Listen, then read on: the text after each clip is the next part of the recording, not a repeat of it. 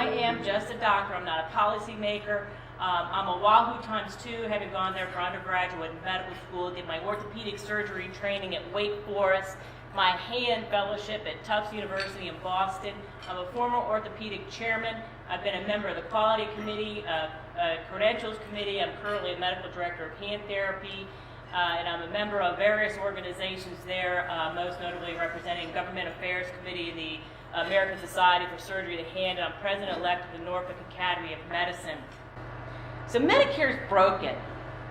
And you can see here the Medicaid growth rate over the last 3 years. Virginia's grown 9.2%. We're leading in that.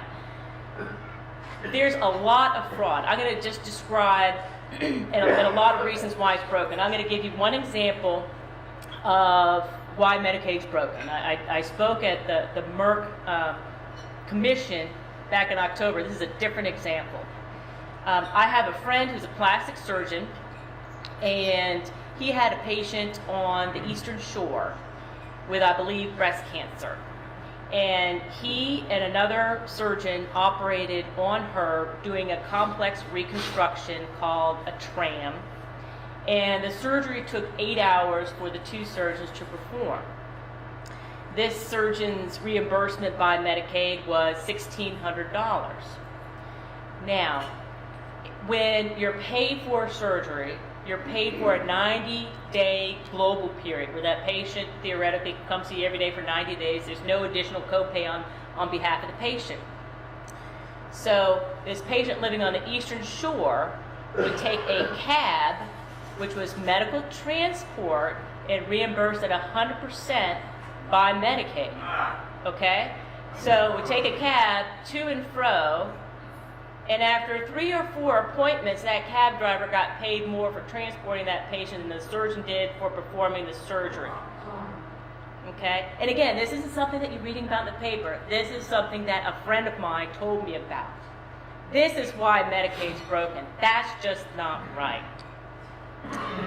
This was a clipping from the paper. This is North Carolina, but it talks about how Medicaid information was sent to the wrong patients.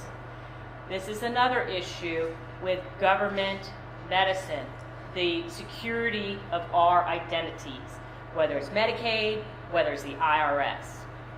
Identity theft is going to be a problem in the security of our information.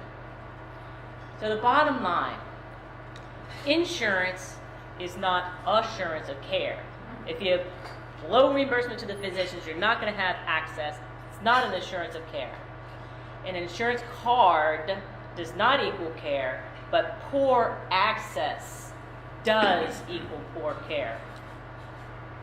So,